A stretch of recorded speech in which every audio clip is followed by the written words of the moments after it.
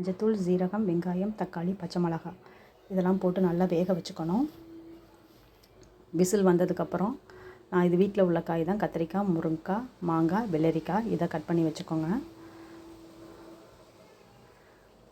இப்போ பருப்பு வெந்து வந்துருச்சு. அதில் பெருங்காயத்தூள், மல்லித்தூள், மிளகாய்த்தூள், சாம்பார் பொடி இதை போட்டு நல்லா மிக்ஸ் பண்ணிவிடுங்க. நான் சாம்பார் பொடியில் மல்லித்தூள் போட மாட்டேன், அதனால் தனியாக மல்லித்தூள் நான் சேர்க்குறேன். புளியை ஊற வச்சுருப்போம். அந்த ஊற வச்ச புளியை கொஞ்சம் கரைச்சி அதில் ஊற்றிடுங்க. சாம்பாரில் விட்டு அதை நல்லா மிக்ஸ் பண்ணி விடுங்க. அது இப்போ நல்லா கொதிக்கணும். அது புளி தண்ணி கொஞ்சம் கொதித்து வந்ததுக்கப்புறம் தான் நம்ம காயை போடணும். அப்போ தான் நல்லா வேகும். இப்போ புளி தண்ணி கொதித்து வந்துட்டு அதில் வெட்டி வச்சுருக்க காயெல்லாம் போடுங்க. முருங்கைக்காய், கத்திரிக்காய், மாங்காய், வெள்ளரிக்காய் எல்லாத்தையும் போடுங்க.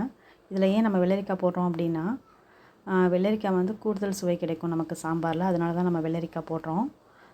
நார்மலாக நம்ம கத்திரிக்காய், முருங்கைக்காய், மாங்காய் போட்டு தான் சாம்பார் வைப்போம். அதில் வெள்ளரிக்காயும் சேர்க்கும் பொழுது நமக்கு கூடுதல் சுவை கிடைக்கும். இப்போ அந்த காயெல்லாம் நல்லா வேக வச்சுருங்க.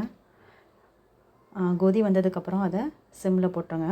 அப்போ சிம்மில் போடும்பொழுது காயெல்லாம் உடையாமல் இருக்கும். அந்த சாரெல்லாம் அந்த காய்க்குள்ளே ஏறிடும். பாருங்கள், நல்லா வெந்து வந்துருச்சு. காய் எல்லாமே நல்லா வெந்து வந்திருக்கு பாருங்கள். இப்போ நம்ம தாளித்து அதில் ஊற்றினோம் அப்படின்னா சாம்பார் நமக்கு ரெடி ஆகிடும்.